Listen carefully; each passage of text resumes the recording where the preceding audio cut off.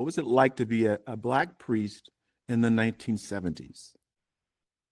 As a deacon at Mary Seat of Wisdom Parish in Park Ridge, a very upscale white suburban parish right next to the airport, actually.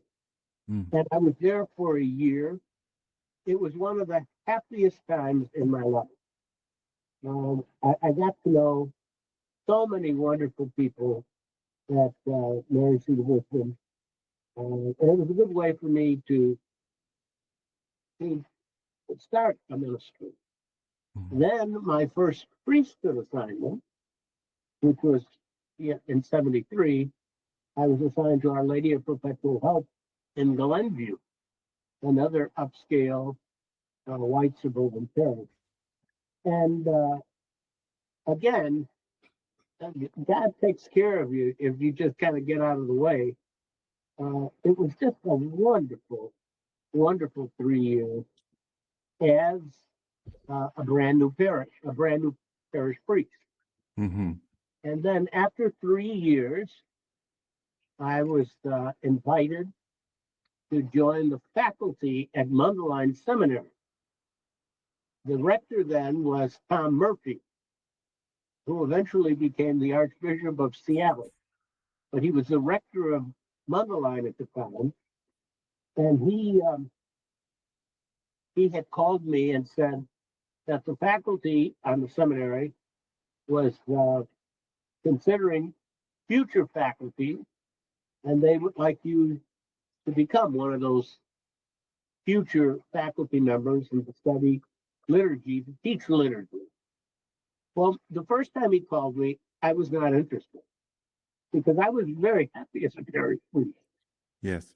And he then called back the next year, and I said, Tom, I don't want to get caught up in archdiocesan politics. I don't want you to be lobbying for Cardinal Cody to appoint me to study liturgy, and I'm kind of in between. He said, if you say yes, I promise you this will be done quickly. I think that was like on a Friday. That Monday, I got a call from Cardinal Cody appointing me to go to study liturgy. So that's what started that. That's how that train got started. Wow.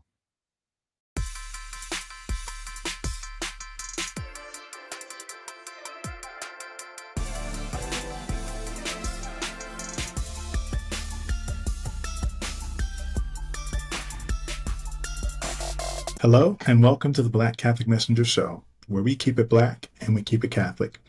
I'm Nate Turner Williams, and on today's very special episode, we have a guest host, Eric T. Stiles, who will be conversing with the world's first and only African-American Cardinal, Archbishop Emeritus Wilton Gregory of Washington. He recently returned from Rome after participating in the funeral rites for Pope Francis and was the first African-American to participate in a papal conclave.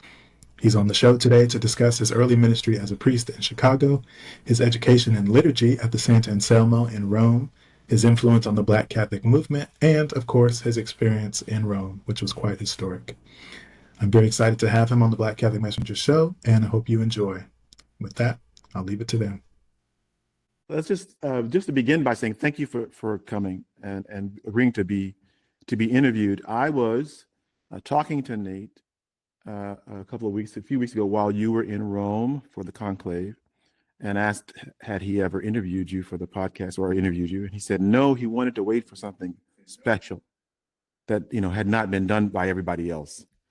And I said, well, there are 1,000 things you could ask him. And then I started typing. You could ask him this about Chicago. You could ask him this about, So by the way, I'm from Chicago. So he said, well, why don't you interview him? So I said, well, maybe let's ask and see if he'll do that. So I'm really pleased to spend a few minutes with you. Okay.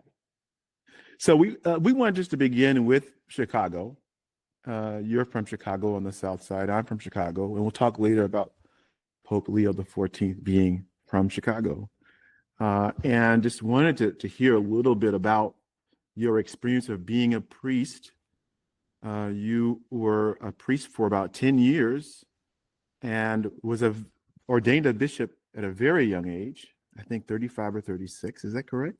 I was appointed at 35, but by the time the ordination ceremony occurred, I had turned 36. Wow. I was very tender about that because at that time, I was the youngest bishop in the conference. Wow. However, Wow. was not the youngest American bishop ever, Okay. because Cardinal Strick was 34 and the bishop of Toledo, not the auxiliary, Wow. bishop of Toledo. But it was in a different era, yeah, I was very young. I was very young. Yes. So it's just wanted to, I just to give you some context. When living in Chicago, people would say things like, Cardinal or then Bishop Gregory, back in the day he had, and I don't know if this is true. You can confirm or not confirm this. Vanity plates, specialized license plates that said Wilton. I did. Eric, I got those when the state of Illinois, and I can't even remember exactly when the state of Illinois started permitting all letters in the license plate. Up until that point, you had to have some letters, some numbers. So when they permitted all letters, I submitted a request and got Wilton. And it really bumped my father up because he's Wilton Sr. And he wanted to know how I got it. So, Pops, I applied and I got it. Well, I don't think that really smoothed his feathers, but well, it's such a cultural common thing to do. I just I really enjoyed hearing that story. Tell us a little bit about your time as a priest in Chicago. What was it like to be a Black priest in the 1970s and 70s? Yeah.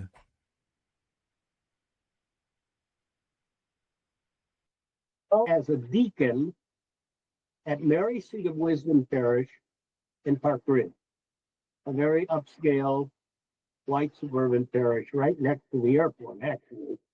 And I was there for a year. It was one of the happiest times in my life. I got to know so many wonderful people at Mary Seat of Wisdom. And it was a good way for me to start a ministry.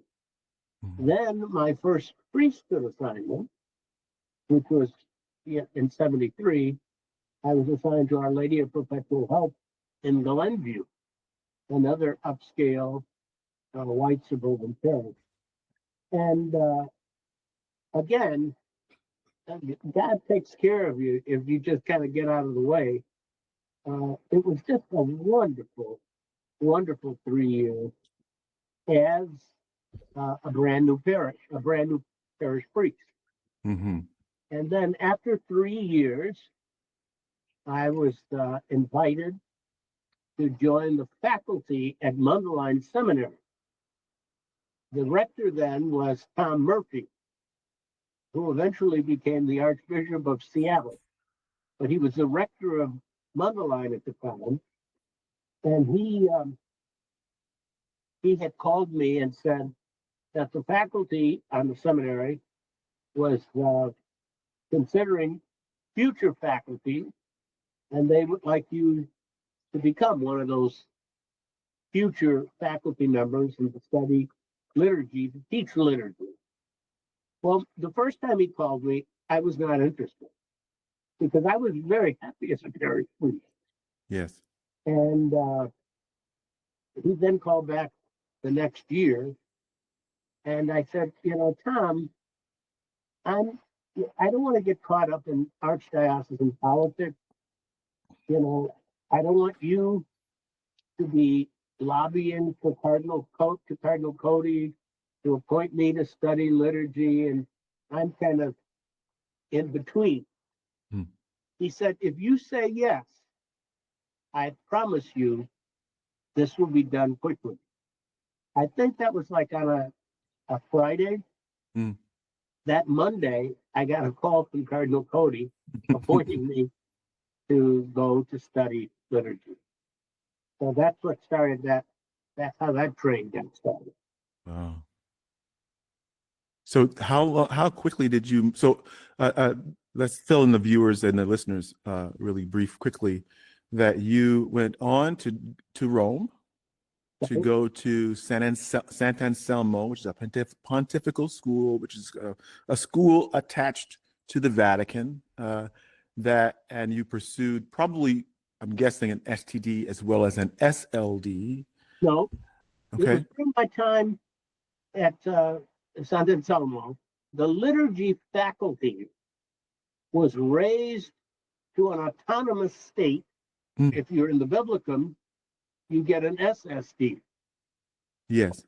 While I was there, Rome granted the faculty the right to grant doctorates in liturgy. Yes. Yes.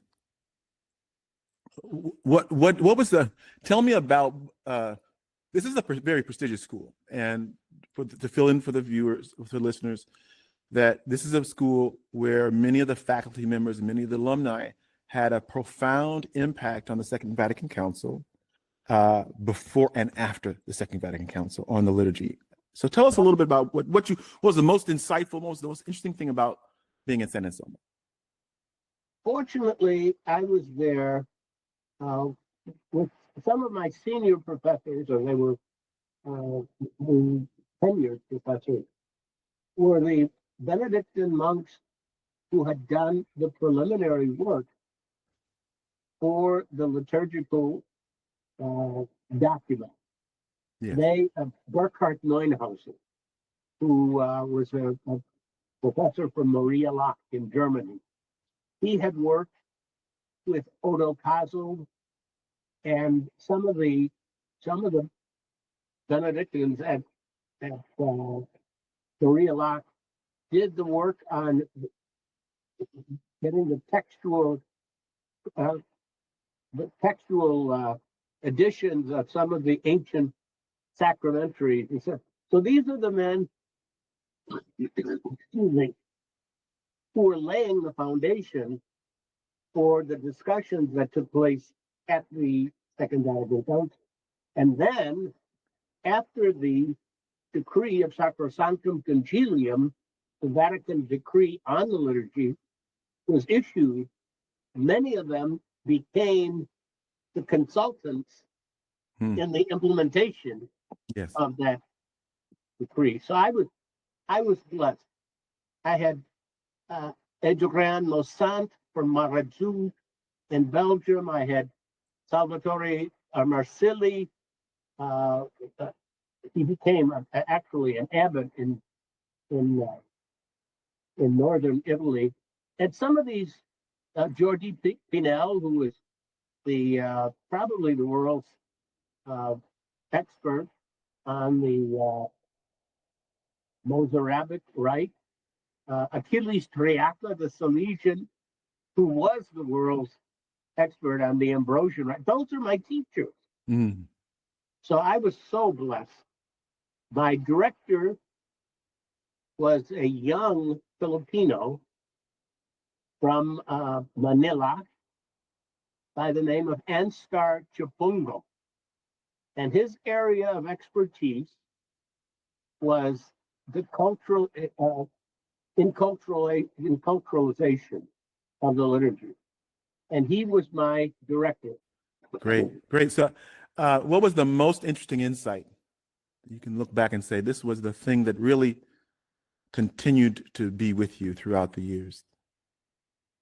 From Sant'Anselmo? Yes. Probably the desire to see the liturgy go through this, renewal and be implemented. I was living at the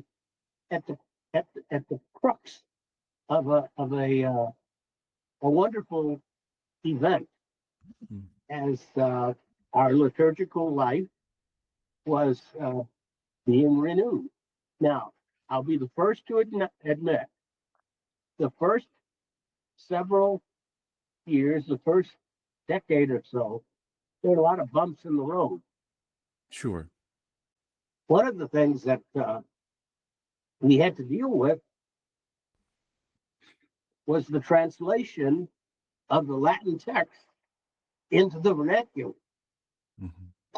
But it wasn't just English. The entire human language community was being translated. German, French, Polish, Spanish, Italian, all simultaneously. Mhm. That hadn't happened. Mhm. And not everything was smooth.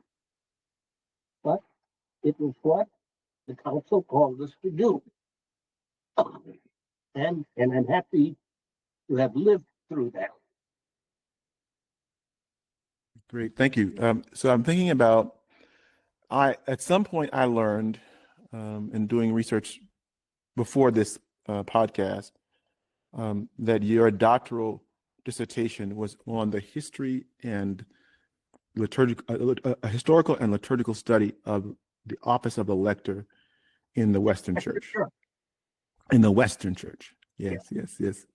And so just to make sure that the readers are, the listeners are up to speed here, that the lector is the position that is a formal position in the church, and now it was then ordained, now it's instituted for those who read the liturgy. And of course, we've now are so accustomed to having lots of different kinds of people, different people read the liturgy.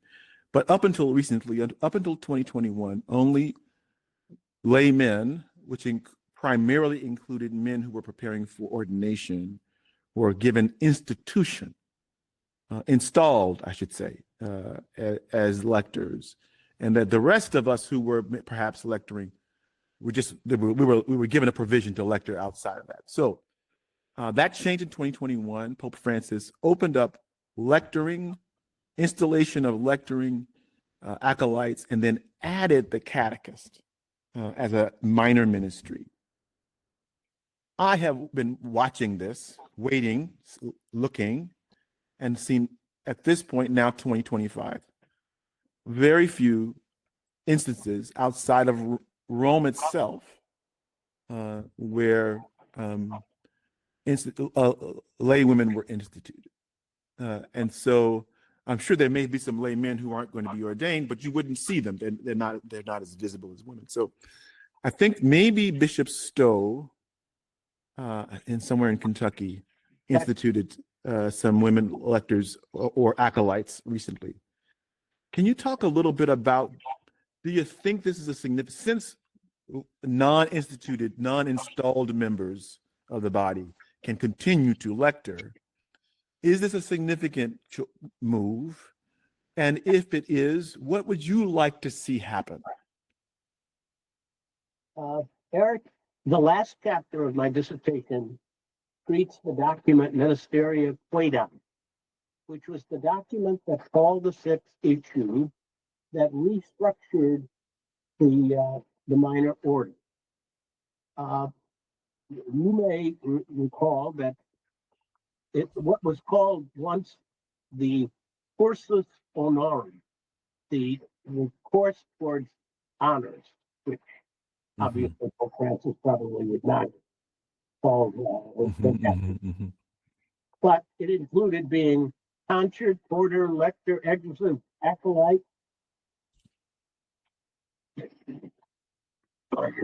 deacon, subdeacon, deacon, priest, and bishop. In Ministeria Quaedam, Pope Paul said that the two ministries of lector and acolyte would be the only ones that candidates for the priestly or diaconal, now we have formal deacons, they would be the only one. But at the end of that document, he says, perhaps in the future, other ministries could be added. Mm. He opened up the door just a little bit, and Pope Francis drove the truck through. Yes.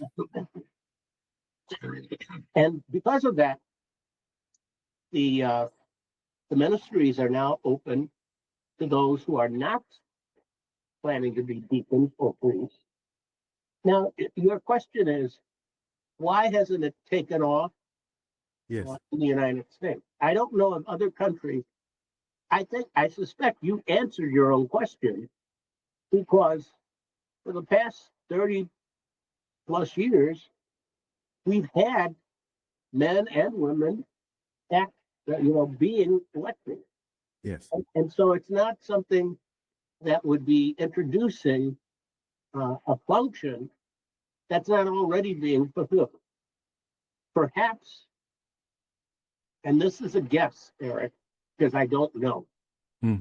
Perhaps it's going to take off in cultures where, for example, women are not as well respected and honored as they may be in our own culture. And I know a lot of women would say that's still got a long way to go.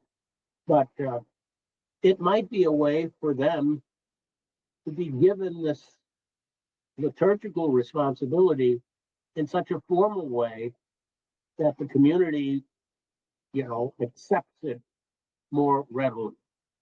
But it's not, it hasn't taken off in the United States.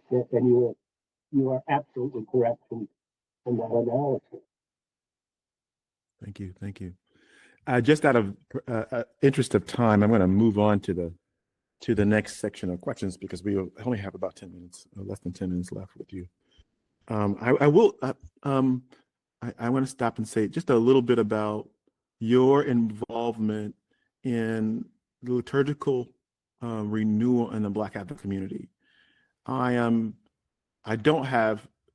know that you were in the room often when some projects were being implemented and pushed, or not pushed, but implemented, like the First Lead Me, Guide Me, like the document In Spirit and Truth, and then the subsequent larger document, Plenty Good Room. I think you were a bishop at that time.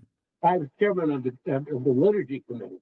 So you were really involved. So let's just really briefly, if you could say a little bit about where you think Black liturgy is and where it's going.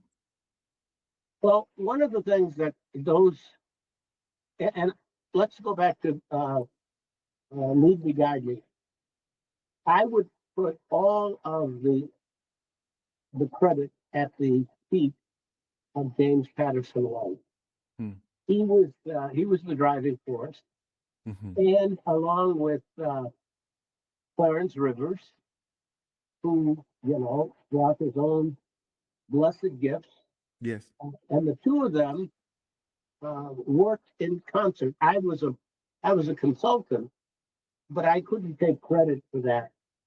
I think that would be much more something that would not have happened without those two and some other folks, Sean Copeland, there were a number of people involved with Black liturgical practices and music at that time, and that's how that generated. But Plenty Good Room and the other documents that came out, I think they were written certainly to highlight the great gifts that we as Black Americans have and contribute freely to the church. But not only that, but it was an introductory lesson for those who are not in the Black community to see that Black liturgical styles, music, tempo, preaching, all of those components are perfectly acceptable when properly used, perfectly acceptable within Catholic worship. Uh, and so those documents were an attempt to say, look, folks, these gifts are ours that we freely give to the church that we love. Mm. Mm. Thank you. I'm going to speed to the end here and ask, you've been asked a lot of questions about the conclave. You experienced it for the first time only weeks ago. And you you are the first African, U.S. Black American to ever be at the conclave. Only one of two Black Western of the Western Hemisphere, one cardinal from Haiti, the first cardinal from Haiti as well. And there were about 15 to 18 African cardinals. That's right. That's right. So we were represented in ways that I think we're not always aware, right? And so we were very proud to see you there. If you could ask Pope Leo, who is from Chicago, from the South Side of Chicago. You're from South Side. I was born at Mercy Hospital. He was born at Mercy Hospital, the same hospital where Augustus Tolton died. And if you could ask him to do one significant thing beyond his normal work as universal pastor, right? What would that more be? Well, right now, I have a great investment in promoting the canonization processes for the sick.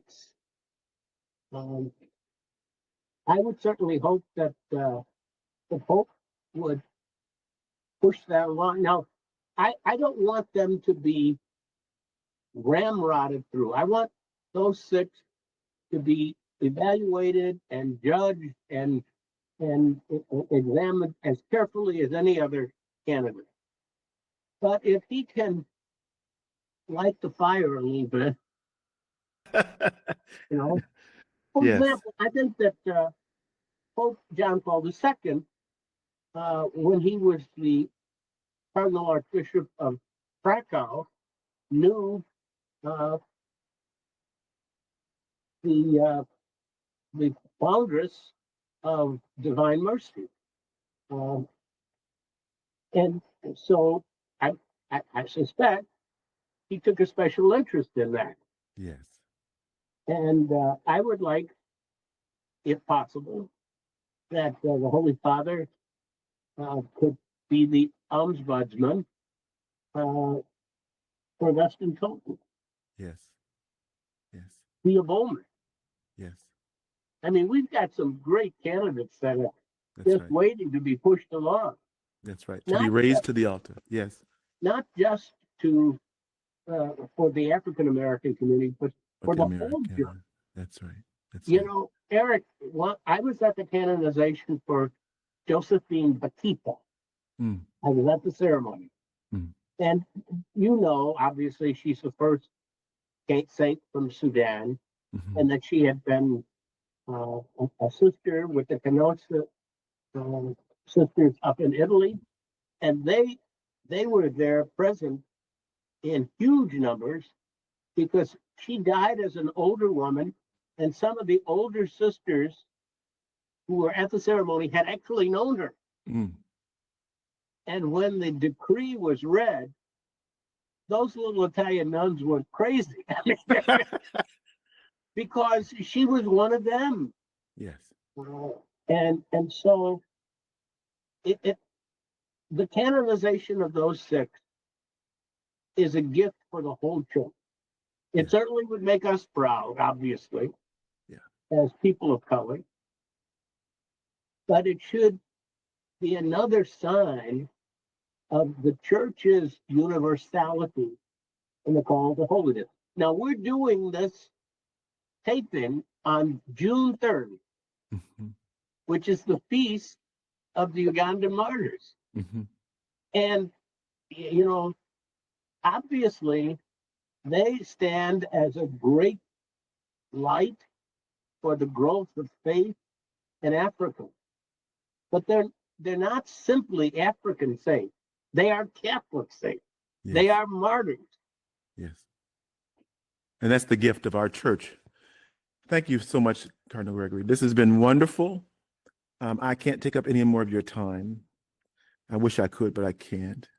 And I just wanted to say that as you move into a different stage of life, I assume we'll be plenty busy, that we deeply appreciate all that you have already done and that you'll continue to do.